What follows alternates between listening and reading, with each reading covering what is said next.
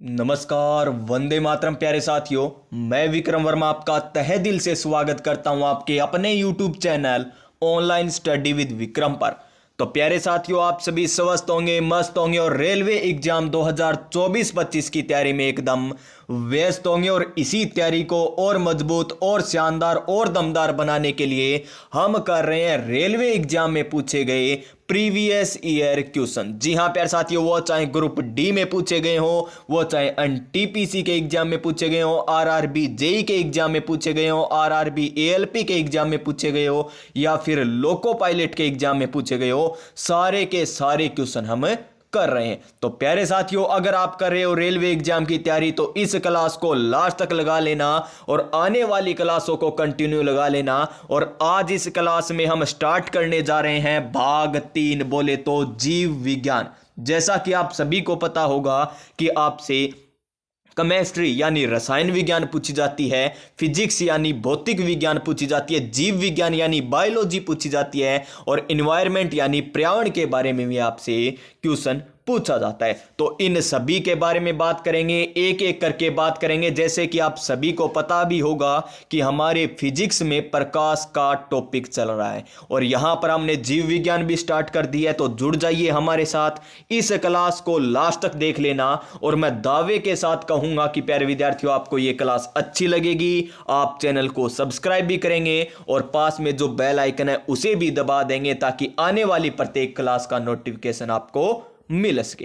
तो चलिए, अभी आपको कुछ नहीं करना है, क्लास को पूरा देखना है। उसके बाद ही आपको डिसाइड करना है कि चैनल को सब्सक्राइब करना है नहीं करना, क्या हमें यहां पर पढ़ना है या नहीं पढ़ना, क्या आपके लिए यूजफुल है या नहीं है। ऐसे ही क्लास है तो आपको बाद में ही करना है, पहले इस क्लास को लगाइए। तो चलिए इस क्लास को स्टार्ट करते हैं, जीव विज्ञान प्रारंभ करते हैं, यानी बायोलॉजी की क्लास स्टार्ट करते हैं, जिसमें हमारा पहला टॉपिक आता है जीव विज्ञान की प्रमुख शाखाएं। जी हाँ, यहां से 100% क्वेश्चन पूछा जाता है, वो चाहे कौन सा भी एग्जाम हो, जेई का एग्जाम हो, ग्रुप डी का हो, एनटीपीसी का हो, या फिर टेक्नीशियन का एग्जाम हो, सभी में यहां से क्वेश्चन आता ही आता है। तो देखिए, जीव विज्ञान की प्रमुख शाखाएं। क्वेश्चन नंबर 1 क्या दे रखा है? मैं क्वेश्चन नंबर 1 में कि जीव विज्ञान की, किसकी, जीव विज्ञान की कौन सी शाखा के अंतर्गत वंशानुक्रम, यानी कौन सी शाखा वंशानुक्रम पैटर्न के माध्यम पर केंद्रित है, कौन सी है जो वंशानुक्रम पर आधारित है। तो ऑप्शन नंबर 1 को देखिए, क्या दे रखा है? विकासीय जीव विज्ञान। ऑप्शन नंबर बी को देखिए, मानव शास्त्र। ऑप्शन नंबर सी, आनुवांशिकी। या ऑप्शन नंबर डी, जैव प्रौद्योगिकी। तो इसका एकदम राइट आंसर हो जाएगा हमारा ऑप्शन नंबर सी। और किस में पूछा गया? ये आरआरबी ग्रुप डी के एग्जाम में, जो 2022 में हुआ था, शिफ्ट 3 23 तारीख को ये क्वेश्चन है पूछा गया था। तो चलिए इसकी व्याख्या भी देख लेते हैं। ये लीजिए श्रीमान, आपकी स्क्रीन पर आ चुकी है इसकी व्याख्या, यानी एकदम बेहतरीन तरीके से हम यहां पर साइंस करने वाले हैं। और टेक्नीशियन वालों, प्यारे विद्यार्थियों, यहां पर आपसे 40 क्वेश्चन पूछे जाएंगे, तो यहां से क्वेश्चन 100% आएगा। जिस प्रकार अब की बार लोको पायलट में इसी बुक से क्वेश्चन आपसे पूछे गए थे। देखिए, आनुवांशिकी जीव विज्ञान की वह शाखा है जो वंशानुक्रम पैटर्न के अध्ययन पर केंद्रित होती है। कौन सी? आनुवांशिकी। कौन से पैटर्न पर? वंशानुक्रम पर। और देखिए, इसके अलावा आपको क्या क्या बातें पता चलेगी। आनुवांशिकी के जनक कौन है? 100% पूछा जाता है ये क्वेश्चन।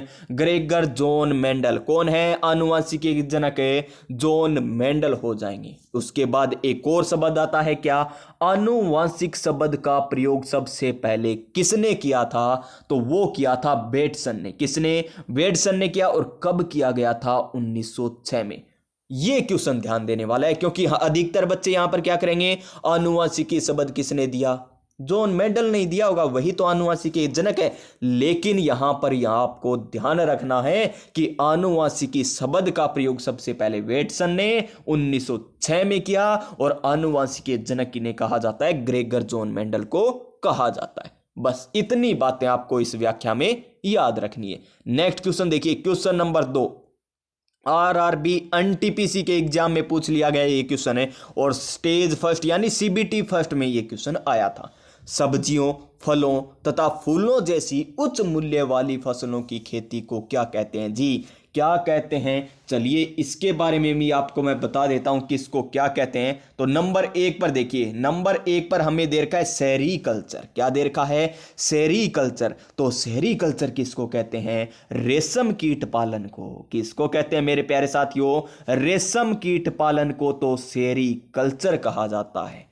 फिर देखिए PC culture. PC culture, fish माने मछली, पीसी कल्चर है मत्स्य। मत्स्य बोले तो मछली। तो मत्स्य पालन को क्या कहा जाता है? मत्स्य पालन के अध्ययन। मत्स्य पालन का अध्ययन क्या कहलाता है? पीसी कल्चर कहलाता है। रेशम कीट पालन का अध्ययन क्या कहलाता है? सेरीकल्चर कहलाता है। और एपी कल्चर किसको कहा जाता है? एपी यानी मधुमक्खी, यानी मधुमक्खी पालन के अध्ययन को क्या कहते हैं? एपी कल्चर कहते हैं। मधुमक्खी के पालन के अध्ययन को क्या कहते हैं? एपी कल्चर कहा जाता है। तो बच गया हमारा कौन सा? हॉर्टिकल्चर। कौन सा बच गया? हॉर्टिकल्चर, यानी ऑप्शन नंबर डी। हॉर्टिकल्चर किसको कहा जाता है? सब्जियों, फलों और फूलों जैसी उच्च मूल्य वाली फसलों की खेती का अध्ययन को क्या कहा जाता है? हॉर्टिकल्चर। देखिए क्वेश्चन नंबर 2 एकदम अच्छे तरीके से किया, चारों ऑप्शन हमने देखे। अब आगे आपसे कुछ भी पूछ ले, चाहे मत्स्य पालन का अध्ययन पूछ ले, चाहे रेशम कीट का पूछ ले, चाहे मधुमक्खी पालन का अध्ययन पूछ ले, या फिर ऐसे पूछ ले एपी कल्चर किसका अध्ययन है, सेरीकल्चर किसका अध्ययन है, पीसी कल्चर किसका अध्ययन है, तो आप कभी कंफ्यूज नहीं होना, लगा लीजिएगा इस क्वेश्चन को स्टार। एक क्वेश्चन यहां से आपसे पूछा जा सकता है कौन सी भी शिफ्ट में। इसका answer option number D. Option number D हो जाएगा, और ये आपको मैंने बता ही दिया सारा। चलिए next question, question number 3 RRB NTPC में पूछा गया, ये भी सीबीटी फर्स्ट में। और क्वेश्चन नंबर 3 क्या है? कोशिकाओं के अध्ययन को कहा जाता है। कोशिकाओं के अध्ययन को क्या कहा जाता है? चलिए इसकी बात कर लेते हैं। कोशिकाओं के अध्ययन को कहा जाता है ऑप्शन नंबर सी, साइटोलॉजी। कोशिकाओं के अध्ययन को क्या कहते हैं? साइटोलॉजी कहा जाता है, यानी इसका आंसर क्या हो जाएगा हमारा? ऑप्शन नंबर सी हो जाएगा। ऑप्शन नंबर सी हो जाएगा। चलिए इन ऑप्शन की भी बात करते हैं। कोशिकाओं का अध्ययन पता चल गया, साइटोलॉजी। तो ये ईटियोलॉजी क्या है, सीरोलॉजी क्या है, चलिए इसकी भी बात कर लेते हैं। तो देखिए कौन सा क्या है, देखिए यहां पर हमें दे रखा है कोशिकाओं के अध्ययन को साइटोलॉजी कहते हैं। क्या कहते हैं? साइटोलॉजी कहते हैं। अब देखिए आगे इंपॉर्टेंट लाइन, इसको स्टार लगाइएगा। इंपॉर्टेंट लाइन स्टार है, सीरम एवं अन्य शारीरिक तरल पदार्थों के अध्ययन को सीरोलॉजी कहते हैं। सीरोलॉजी किसको कहते हैं? सीरम एवं अन्य शारीरिक तरल पदार्थों के अध्ययन को सीरोलॉजी कहते हैं। तो ईटियोलॉजी किसको कहेंगे श्रीमान? ईटियोलॉजी कहा जाता है रोगों की पहचान और निदान की विवेचना के अध्ययन को ईटियोलॉजी कहते हैं। अब देखिए, अब ये क्वेश्चन कर रहे हो ना, आपको पता चल रहा है कि वास्तव में साइंस किस लेवल की पूछी जाती है। ऐसे नहीं, आपको ऐसा पता चल गया ना तो आप ऐसे वैसे क्वेश्चन नहीं पढ़ोगे जो बिल्कुल ही आसान है, जैसे आप पढ़ते रहते हो। यहां पर आपको लेवल का भी पता चलेगा और टीसीएस का पैटर्न भी पता चलेगा। यही तो फायदा होता है प्रीवियस ईयर क्वेश्चन करने का। और आपको तो व्याख्या सहित मिल रहे हैं प्यारे विद्यार्थियों, तो देखते जाइए इन क्लासों को, कंटिन्यू रहना। और देखिए कोशिका द्रव्य किसे कहते हैं? ये तो आपको पता है कि कोशिका में, कोशिका झिल्ली के अंदर केंद्रक को छोड़कर जो संपूर्ण पदार्थ होता है उसे कोशिका द्रव्य कहते हैं। ये बात आगे आ जाएगी, कोशिका टॉपिक पढ़ेंगे तब। बस आपको ईटियोलॉजी ध्यान रखना है। ईटियोलॉजी किसको कहते हैं? रोगों की पहचान और निदान की विवेचना के अध्ययन को। सीरोलॉजी किसे कहते हैं? सीरम एवं अन्य शारीरिक तरल पदार्थों के अध्ययन को। और साइटोलॉजी किसे कहते हैं? साइटोलॉजी तो श्रीमान कोशिकाओं के अध्ययन को कहा जाता है। नेक्स्ट क्वेश्चन ये लीजिए, विटीकल्चर पूछ लिया गया। क्या पूछ लिया गया? विटीकल्चर सब्जियों की खेती होती है या आम की खेती होती है या अंगूर की खेती या फिर श्रीमान फूलों की खेती होती है? तो विटीकल्चर किसको कहते हैं? अंगूर की खेती को। किसको कहते हैं? अंगूर की खेती को। तो चलिए इसकी भी आपको मैं व्याख्या बता देता हूं। ये लीजिए, व्याख्या इतनी है कि इनसे बाहर क्वेश्चन अब पूछा नहीं जाएगा, चाहे कितना भी स्टैंडर्ड का आ जाए क्वेश्चन, इससे बाहर नहीं जाएगा। विटीकल्चर, विटीकल्चर अंगूर की खेती को कहा जाता है। विटीकल्चर अंगूर की खेती को कहा जाता है। और सब्जियों की खेती को क्या कहा जाता है? ओलेरी कल्चर। ओलेरी कौन ले रही है? सब्जी कोई ले रही है, ओ ले रही है सब्जियां। कौन ले रही है वो हमें नहीं पता कौन ले रही है, लेकिन ले रही है क्या? सब्जियां। ओ ले रही सब्जियां यानी ओलेरी कल्चर सब्जियां। और फूल यानी फ्लोरी कल्चर। फूलों की खेती को फ्लोरी कल्चर कहा जाता है। अंगूर की खेती को विटी कल्चर कहा जाता है। याद हुए ना सभी? अंगूर की खेती को क्या कहा जाता है? विटीकल्चर है। सब्जियों की खेती को क्या कहा जाता है? ओलेरी कल्चर है। फूलों की खेती को फ्लोरिकल्चर, एपीकल्चर मधुमक्खी पालन के अध्ययन को कहा जाता है। बताया था ना अभी आपको, एपीकल्चर बताया था। सेरीकल्चर है, रेशम कीट के पालन के अध्ययन को कहा जाता है। पीसी यानी फिश माने मछली, पीसी कल्चर किसको कहते हैं? मत्स्य पालन के अध्ययन को। और एक एवी कल्चर और याद रख लीजिए साथ के साथ, एवी। एवी यानी पक्षी, यानी पक्षियों के अध्ययन को क्या, या पक्षी पालन के अध्ययन को क्या कहा जाता है? एवी कल्चर कहा जाता है। Next question, question number next 5 number question, epigraphy क्या अभिप्राय, यानी एपिग्राफी है, इसका क्या अभिप्राय है? तो चलिए इसकी भी बात करते हैं। कंकालों का अध्ययन क्या एपिग्राफी कहलाता है? कंकालों का नहीं श्रीमान, कंकालों का अध्ययन तो ओस्टियोलॉजी कहलाता है। क्या कहलाता है? ओस्टियोलॉजी। Osteology, osteology. ये टॉपिक थोड़ा डिफिकल्ट जरूर है प्यारे विद्यार्थियों, लेकिन क्वेश्चन जरूर पूछा जाएगा। ओस्टियोलॉजी कंकालों का अध्ययन। शिलालेखों का अध्ययन क्या कहलाता है? शिलालेखों का अध्ययन तो हमारा एपिग्राफी ही कहलाता है। एपिग्राफी किसको कहेंगे? शिलालेखों के अध्ययन को एपिग्राफी कह दिया जाएगा। अब बच गए मानचित्र का अध्ययन क्या कहलाता है, सिक्कों का अध्ययन क्या कहलाता है। तो चलिए इसकी भी बात कर लेते हैं। ये लीजिए आपकी स्क्रीन पर हाजिर है सभी के सभी, ओस्टियोलॉजी कंकालों का अध्ययन। ओस्टियोलॉजी कंकालों का अध्ययन, एपिग्राफी शिलालेखों का अध्ययन, कार्टोग्राफी मानचित्रों का अध्ययन, न्यूमिस्मेटिक का क्या कहते हैं? सिक्कों के अध्ययन को कहते हैं। बस याद हुए ना? कंकाल, ओस्टियोलॉजी, शिलालेख, एपिग्राफी, मानचित्र, कार्टोग्राफी, सिक्कों का अध्ययन न्यूमिस्मेटिक कहलाता है। बस प्यारे विद्यार्थियों इतने याद हो गए। तो अब देखिए किस प्रकार वही क्वेश्चन आएंगे जो आपने पढ़ रखे हैं। ये देखिए एनटीपीसी में आया ना क्वेश्चन कि पक्षियों के अध्ययन को क्या कहा जाता है? पक्षियों के अध्ययन को क्या कहा जाता है श्रीमान? चलिए ये भी हम देख लेते हैं। हर्पेटोलॉजी, क्या ये सही है? नहीं, हर्पेटोलॉजी तो उभयचर हो गए या सरीसृप हो गए, उनके अध्ययन को कहा जाता है। तो ऑप्शन नंबर ए तो गलत है। ऑप्शन नंबर बी देखिए, ओप्थेल्मोलॉजी, क्या ये सही है? नहीं, ये तो आंखों के चिकित्सा का जो अध्ययन किया जाता है उसे कहा जाता है, तो ये भी गलत है। एंथ्रोपोलॉजी, ये तो मानव के कर्मिक विकास का अध्ययन है, तो ये भी गलत हो जाएगा। ऑप्शन नंबर डी देवसेना एकदम राइट आंसर हो जाएगा। Option number D. ये देख लीजिए चारों के चारों आपको बता दिए, और यहां पर व्याख्या में एक बार और देख लीजिए ताकि आपको याद हो जाए। ऑर्निथोलॉजी पक्षियों का अध्ययन, हर्पेटोलॉजी उभयचरों के एवं सरीसृपों का अध्ययन कहलाता है, ओप्थेमोलॉजी आंखों का चिकित्सीय अध्ययन कहलाता है, और एंथ्रोपोलॉजी मानव के कर्मिक विकास का अध्ययन कहलाता है। अब देखिए ये क्वेश्चन कब पूछा गया? एनटीपीसी 2021 में पूछा गया ना, पक्षियों का अध्ययन, एनटीपीसी 2021। और यही आगे क्वेश्चन आ गया एनटीपीसी 2016, यानी 2016 में जो क्वेश्चन आया वो 2021 में भी आया। और यहां पर वही क्वेश्चन, और क्या है क्वेश्चन?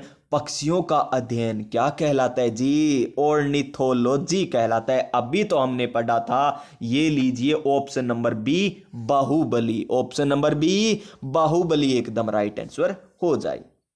ये लीजिए ये एनटीपीसी 2020 में पूछा गया। देखिए अब रिपीट होंगे ज्यादा क्वेश्चन।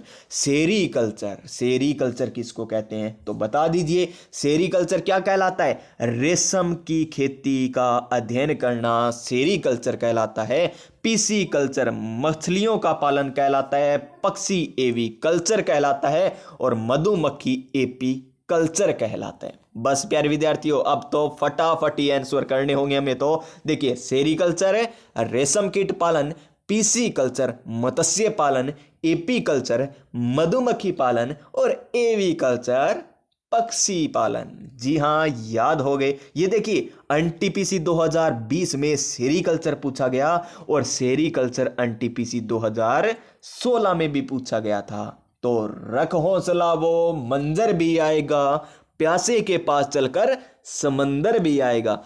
थक कर ना बैठे मंजिल के मुसाफिर, मंजिल भी मिलेगी और मंजिल पाने का मजा भी आएगा। जी हाँ प्यार साथियों, तो सेरीकल्चर किससे संबंधित था? मधुमक्खी पालन से, पौधों का विकास से, या रेशम के कीड़ों के पालन से, या मत्स्य पालन से? तो सेरीकल्चर था रेशम के कीटों के पालन से संबंधित। मधुमक्खी एपी कल्चर। मत्स्य पालन किससे संबंधित है? मत्स्य पालन है पीसी कल्चर से। अब चलिए क्वेश्चन नंबर 10 पर चलते हैं। ये लीजिए श्रीमान, इंपॉर्टेंट क्वेश्चन और आ गया। यहां पर क्या कह रहा है? निम्नलिखित में से कौन सा शब्द पशु व्यवहार के जैविक अध्ययन से का सबसे अच्छा वर्णन करता है? अब कहेंगे कि सर ऐसे क्वेश्चन थोड़ी आते हैं, तो जाकर देख लीजिए एनटीपीसी 2021 का पेपर आपको मिल जाएगा। अब कुछ साथी ये भी सोच रहे होंगे कि ऐसे क्वेश्चन थोड़ी आते हैं, ये बस ऐसे ही लिख दिया होगा गुरुजी ने तो आरआरबी एनटीपीसी 2021 में। नहीं प्यार साथियों, ये यूथ कंपटीशन टाइम की बुक है और एकदम परफेक्ट बुक है। इससे बाहर, व्याख्या से बाहर क्वेश्चन बहुत ही कम चांस है। 99% यहां से क्वेश्चन आते हैं। अगर 99 में से अगर आप 80% से लेकर 85 तक करीब देते हो ना, तो आपका सिलेक्शन हो जाता है। लेकिन अब की बार इतने में सिलेक्शन नहीं होने वाला, सत्य है, क्योंकि फार्म भी वही है और कंपटीशन भी ज्यादा है। पदों की संख्या तो क्या होती है, चुल्लू भर पानी वाली बात है। पदों की संख्या इतनी कम है और मैथ साइंस जो टेक्नीशियन के हैं ना 10+2 वाले, उनकी तो कट ऑफ तो लगभग 80-85 तो पहले ही गई थी और अब की बार तो 90 तक मान लीजिए। अब की बार तो 90 तक भी मान लीजिए, तो भी कम हो सकती है। कोई कुछ नहीं कह सकता अभी कट ऑफ के बारे में। जिस प्रकार एसएससी सीजीएल की गई है, कितनी गई है? 152-53 गई है ना। तो देख लीजिए क्वेश्चन नंबर 10 क्या कह रहा है हमें कि पशु व्यवहार के जैविक अध्ययन का सबसे अच्छा वर्णन करता है। कौन सा करता है जी? तो इसका ऑप्शन नंबर ए देखिए क्या है, ईटियोलॉजी। ऑप्शन नंबर क्या है? ईटियोलॉजी। तो ईटियोलॉजी तो अभी हमने पढ़ा था और ये तो हमारा ऑप्शन कट गया। ये तो हमने पढ़ा था कि रोगों के कारणों का अध्ययन है, ईटियोलॉजी कहलाता है। एंटमोलॉजी, ये एंटमोलॉजी क्या है जी? एंटमोलॉजी तो क्या होता है? कीटों का अध्ययन कहलाता है। एंटमोलॉजी कीटों का अध्ययन कहलाता है। और एंथोलॉजी, एंथोलॉजी क्या है? एंथोलॉजी क्या होता है? ये मानव जाति विज्ञान से संबंधित है, यानी मानव के विकास से संबंधित है एंथोलॉजी। और बच गया कौन सा हमारा? इथनोलॉजी। तो इथनोलॉजी क्या हो जाएगा? पशु व्यवहार के जैविक अध्ययन का सबसे अच्छा वर्णन किसमें होता है? इथनोलॉजी में होता है। ऑप्शन नंबर बता दिया ना गलत, इथनोलॉजी मानव जाति। इथनोलॉजी यहां पर गलत हो गया, सॉरी दोस्तों। ये देखिए दोबारा देख लीजिए, कोई भी आपको गलत नहीं करना है। मैं यहां पर आपसे क्षमा मांगता हूं कि मैंने गलत बता दिया। कोई इसमें वो वाली बात नहीं है कि मेरा ईगो हर्ट हो गया, नहीं, आपको बिल्कुल सही पढ़ना है। ईटियोलॉजी देखिए, रोगों के कारणों का अध्ययन करने वाला शास्त्र ईटियोलॉजी कहलाता है। कीटों का अध्ययन एंटमोलॉजी कहलाता है। पशु व्यवहार के जैविक अध्ययन क्या कहलाता है? इथोलॉजी कहलाता है। क्या कहलाता है? इथोलॉजी। और इथनोलॉजी मानव जाति विज्ञान का अध्ययन कहलाता है, इथनोलॉजी। और ये आगे भी आएगा शायद क्वेश्चन इथनोलॉजी वाला, याद कर लीजिए, मानव जाति विज्ञान से संबंधित है।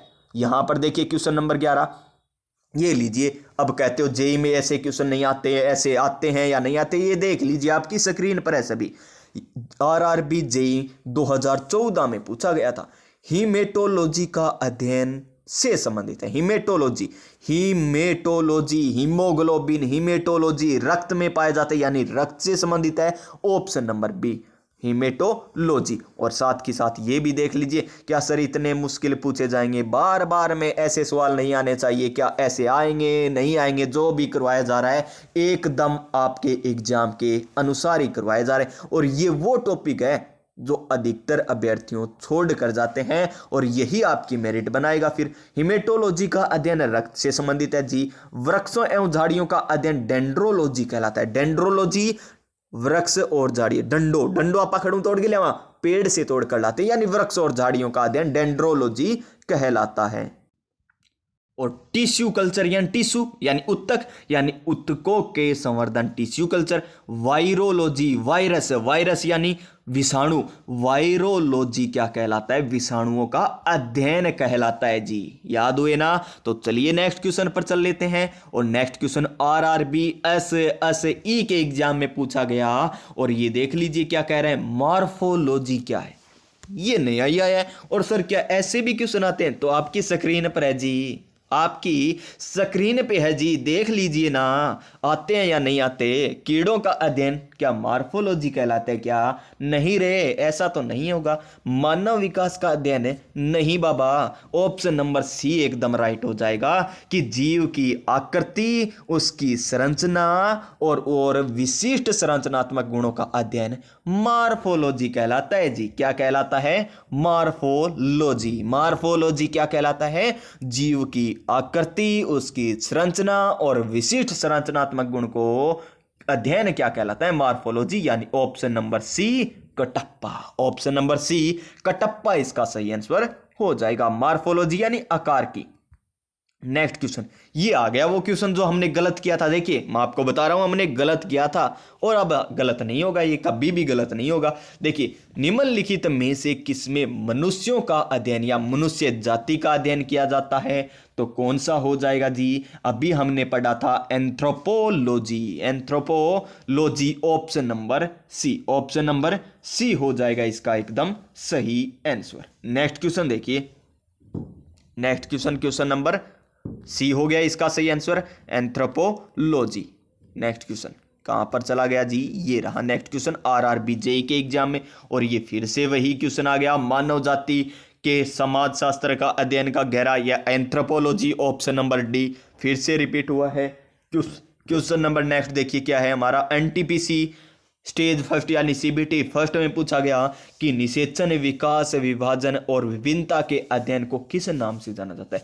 निषेचन करना, विकास होना, विभाजन होना, विभिन्नता, ये तो भ्रूण विज्ञान है। कौन सा है? भ्रूण विज्ञान। और आनुवंशिकी किससे संबंधित थी? वंशानुक्रम के अध्ययन को आनुवंशिकी कहा जाता है। ये देखिए आरआरबी साइंस बायोलॉजी हमारी चल रही है, तो यहां पर देख लीजिए नेक्स्ट क्वेश्चन, ये लीजिए, निषेचन, विकास, विभाजन और विभिन्नता के अध्ययन को भ्रूण विज्ञान के नाम से जाना जाता है। ठीक है जी। फिजियोलॉजी किसे कहेंगे? शरीर की क्रिया विज्ञान एवं कार्य की का अध्ययन। कोई नाम होता है प्यारे विद्यार्थियों जो नहीं पढ़ा जाता, लेकिन ये सही है। और आनुवंशिकी, इसमें आनुवंशिकता तथा जीवों में विभिन्नता का अध्ययन आनुवंशिकी होता है। क्रमागत उन्नति क्या होता है? क्रम विकास आनुवंशिकी लक्षणों की पीढ़ी दर पीढ़ी परिवर्तन, पीढ़ी दर पीढ़ी परिवर्तन का अध्ययन क्रमागत उन्नति कहलाता है। नेक्स्ट क्वेश्चन एनटीपीसी में पूछा गया जी, क्या क्वेश्चन है? पौधों में बीमारियों का अध्ययन और वह तरीका जिससे पौधे विरोध करते हैं या संक्रमण से सामना करते हैं क्या कहलाता है जी? क्या कहलाता है? तो इसको क्या कहेंगे हम? देख लीजिए, ऑप्शन नंबर ए विकृति विज्ञान, ऑप्शन नंबर बी क्या है? क्रिया विज्ञान, option number C phytopathology. Phytopathology बिल्कुल सही है। फाइट कर रहे हैं, पैथोलॉजी ये बिल्कुल सही हो जाएगा। ऑप्शन नंबर सी फाइट यानी लड़ाई कर रहे हैं, बीमारियों का अध्ययन व तरीकों का विरोध, यानी यहां पर हो गया फाइटोलॉजी। क्वेश्चन नंबर 17 एनटीपीसी में पूछा गया, क्या है क्वेश्चन? जीवित चीजों पर मृदा के प्रभाव का अध्ययन मृदा विज्ञान की किस शाखा के अंतर्गत किया जाता है? मृदा के प्रभाव का अध्ययन, मृदा के प्रभाव का अध्ययन, तो देखिए एंड्रोलॉजी, एडाफोलॉजी बिल्कुल सही है। ऑप्शन नंबर बी हो जाएगा एडाफोलॉजी। ऑप्शन नंबर बी एकदम right answer. Question number next से पहले यहां पर देख लीजिए, एडाफोलॉजी को जीवित चीजों पर मृदा के प्रभाव का अध्ययन, एंड्रोलॉजी पुरुषों में बांझपन यौन रोगों का अध्ययन, एग्रोबायोलॉजी, कौन सी? एग्रो यानी कृषि, बायोलॉजी कृषि में पौधों का पोषण एवं जीवन का अध्ययन, और डेस्मोलॉजी एनाटॉमी के अंतर्गत स्नायु बंध का अध्ययन कहलाता है। देखिए नाम थोड़े डिफिकल्ट है, लेकिन क्वेश्चन तो पूछे जाएंगे, चाहे डिफिकल्ट हो चाहे आसान हो।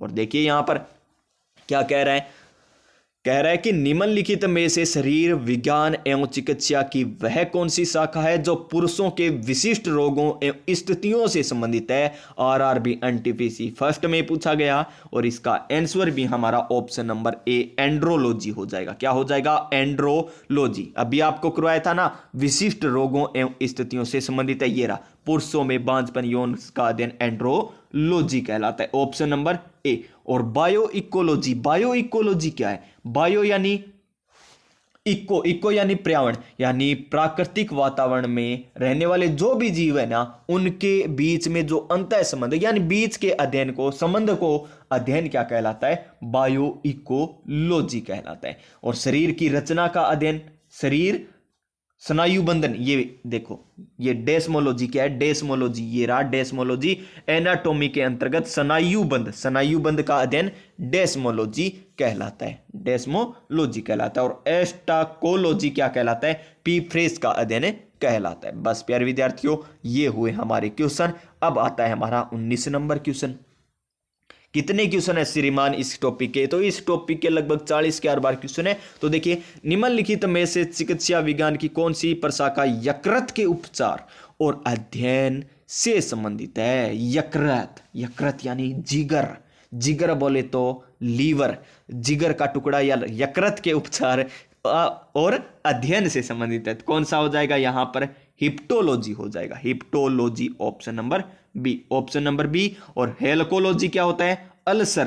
अल्सर का अध्ययन। और जीरिएट्रिक्स क्या होता है? बुजुर्गों के स्वास्थ्य की देखभाल का अध्ययन। तो श्रीमान इतने मुश्किल आएंगे क्या? आएंगे श्रीमान, पढ़ना तो पड़ेगा, तपना तो पड़ेगा। हेलकोलॉजी अल्सर का अध्ययन कहलाता है, जीरिएट्रिक्स बुजुर्गों के स्वास्थ्य की देखभाल का अध्ययन कहलाता है, और यकृत का अध्ययन हिप्टोलॉजी, और ये यकृत पित्ताशय की थैली और अग्नाशय के साथ साथ अन्य विकारों का अध्ययन भी कहलाता है। नेक्स्ट क्वेश्चन नंबर 20 क्या है? क्वेश्चन नंबर 20, जीवों के वर्गीकरण से संबंधित जीव विज्ञान की शाखा को क्या कहा जाता है?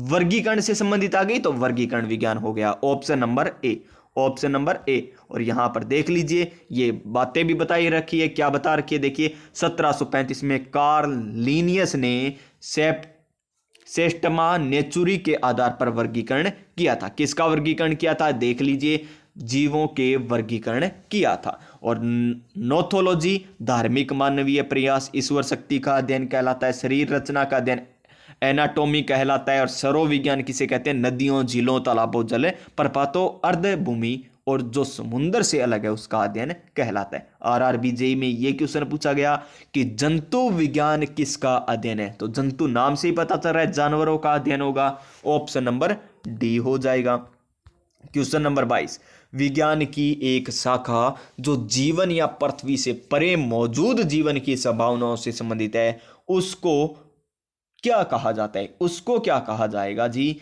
उसको कहा जाएगा एंटमोलॉजी। क्या? नहीं, एंटमोलॉजी तो नहीं कहा जाएगा। एंटमोलॉजी तो क्या है? कीटों का अध्ययन कहलाता है। फिर देखिए एक्सोबायोलॉजी, एक्सोबायोलॉजी बिल्कुल सही है, एक्सोबायोलॉजी ऑप्शन नंबर बी हो जाएगा राइट आंसर। और ऑप्शन नंबर सी क्या है? माइकोलॉजी, माइकोलॉजी कवक का अध्ययन या जीवाश्म विज्ञान के अंतर्गत अध्ययन जो किया जाता है वो आ जाएगा। जीवाश्म में जीवाश्म का अध्ययन, और माइकोलॉजी में कवकों का अध्ययन आ जाएगा, माइकोलॉजी में कवकों का अध्ययन आ जाएगा। नेक्स्ट देखिए, ये लीजिए, ये क्या है? तत्वों और मानव जैसी प्रजातियों की बंदर, वानर, वन मानुस आदि के व्यवहार के अध्ययन को क्या कहा जाता है? क्या कहा जाता है जी? प्राइमेटोलॉजी, प्राइमेटालॉजी कहा जाता है, option number C, option number C हो जाएगा। Next question, primatology. और एंथ्रोपोलॉजी कौन सी है? मानव के विकास से संबंधित। एंथ्रोपोलॉजी मानव विकास, रीति रिवाज, इतिहास, परंपराओं से संबंधित का अध्ययन। नेक्स्ट क्वेश्चन क्या है? मकड़ियों का अध्ययन, मकड़ियों का अध्ययन क्या कहलाता है? ऑप्शन नंबर ए देखिए, मकड़ियों का अध्ययन क्या है?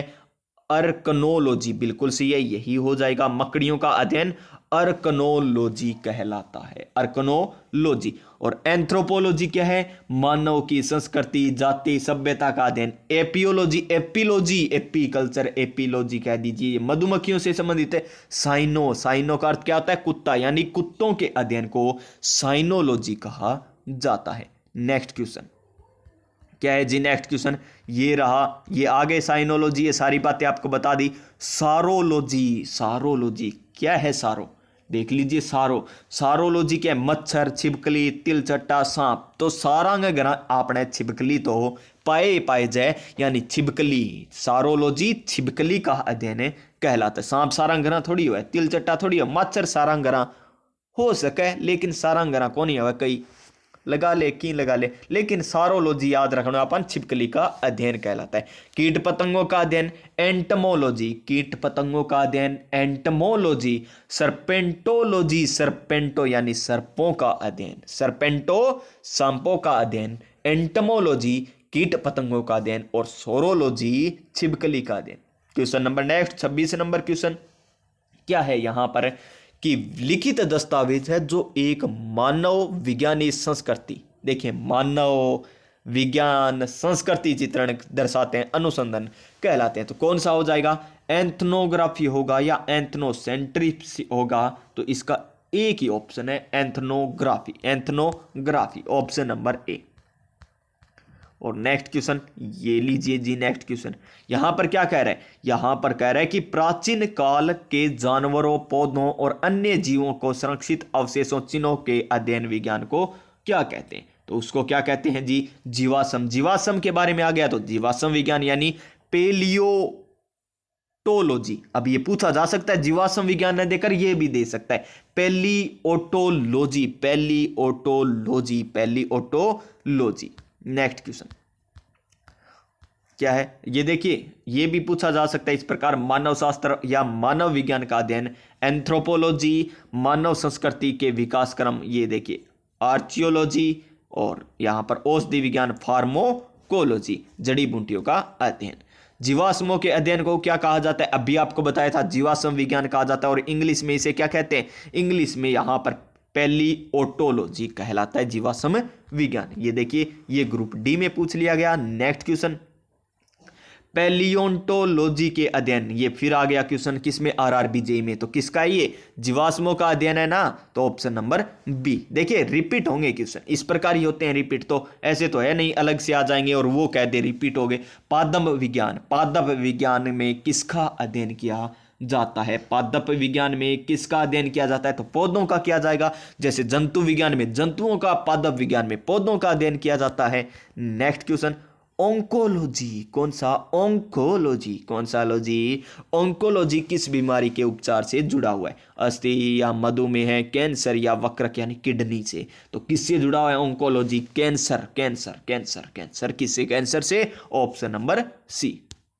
नेक्स्ट क्वेश्चन देख लीजिए हमारा, ये मधुमेह तो शर्करा से संबंधित है, वक्रक किडनी से संबंधित हो जाएगा। यूरीमिया यानी यूरिया, कवक, कवक विज्ञान क्या है? कवक विज्ञान क्या है जी?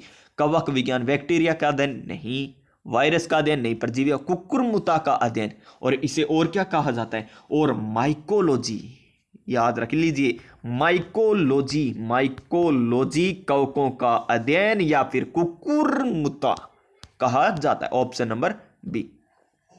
एपीकल्चर देखिए, मधुमक्खियों का अध्ययन हो गया, छिपकली, सारंगरा पावे यानी सारोलॉजी।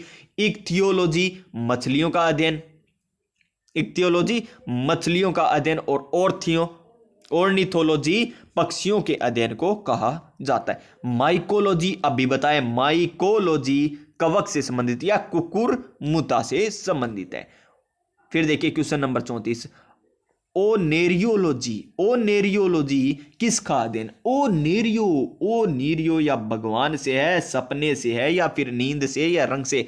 वही है ये जो हम देखते हैं, क्या? सपने, क्या? सपने, सपने में सपने लेते हैं, oneirology, oneirology option number B. Next question देख लीजिए क्या कह रहे हैं नेक्स्ट क्वेश्चन में, ये लीजिए नेक्स्ट क्वेश्चन, ओनेरियोलॉजी आ गया तो टॉक्सिकोलॉजी, टॉक्सिकोलॉजी किसका अध्ययन है? टॉक्सिकोलॉजी, ये तो आसान सही हो गया। जहर विष के अध्ययन को टॉक्सिकोलॉजी कहा जाता है। फिर देखिए नेक्स्ट, टैक्सोनॉमी, वही आ गया क्या? मूल रूप से संबंधित है, कर ढांचा से, जैव विविधता से, खगोल विज्ञान की शाखा या मानव व्यवहार का अध्ययन है। तो ये किससे संबंधित है? जैव विविधता से संबंधित है, टैक्सोनॉमी। और यहां पर क्या? टैक्सोलॉजी, टॉक्सी, यहां पर तो देखिए नामों में अंतर है, ये यहां पर ध्यान से देखिए, ये तो क्या? टैक्सोनॉमी। और ये क्या है? टॉक्सी, ये तो सी है, फिर आगे कोलॉजी और यहां पर टैक्सोनॉमी। ये तो आ जाएगा किससे संबंधित है? वर्गीकी यानी जैव विविधता से संबंधित, जैव विविधता से। और ये किससे आ जाएगा? विष यानी जहर से संबंधित, विष यानी जहर से संबंधित आ जाएगा। नेक्स्ट क्वेश्चन नंबर 37, अच्छा क्वेश्चन, बड़ा क्वेश्चन, बायोसिस्टमेटिक्स का उद्देश्य है। ये क्वेश्चन मैंने आपको पहले बताया था किसको कहते हैं, तो ये आ भी गया। तो ये कहा जाएगा किसको? जो बड़ा ऑप्शन दिखे वो कर दो यहां पर तो, और सही है, ऐसा नहीं कि सभी जगह करना है, यहां पर सही है इसलिए बता रहा हूं। अध्ययन के सभी क्षेत्रों से विभिन्न मानकों की समग्रता पर उनके विकासवादी इतिहास और उनके फाइलोजेनी की स्थापना के आधार पर जीवों का वर्गीकरण, ऑप्शन नंबर डी।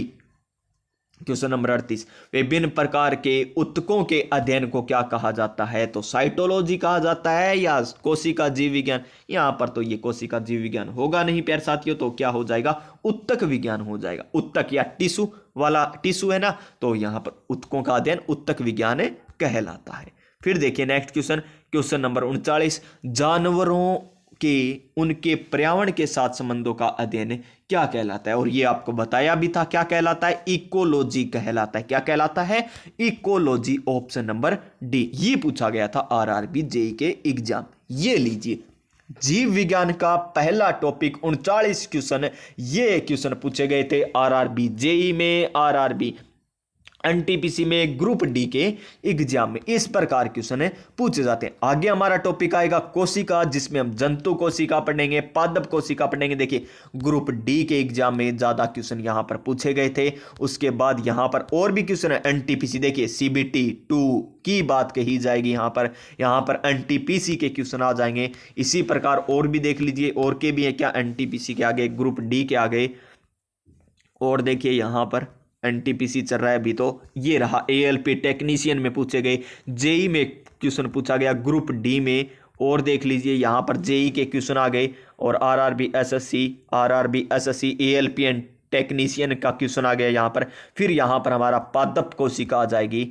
और इसी प्रकार चलते रहिएगा, हम टॉपिक करते रहेंगे प्यारे विद्यार्थियों, और अच्छे तरीके से करते रहेंगे। उसके बाद हमारा 3 नंबर टॉपिक आ जाएगा ऊतक, और ये हमारी बुक चल रही है किसकी? YCT यानी यूथ कंपटीशन टाइम की बुक है, जो प्रीवियस ईयर क्वेश्चनों पर आधारित है। टॉपिक वाइज दे रखा है, फिजिक्स के अलग है, कंप्यूटर के अलग है, जीव विज्ञान के अलग है, और भौतिक विज्ञान आई गई, और रसायन विज्ञान के अलग क्वेश्चन दे रखे हैं, पर्यावरण और एनवायरमेंट के अलग दे रखे हैं।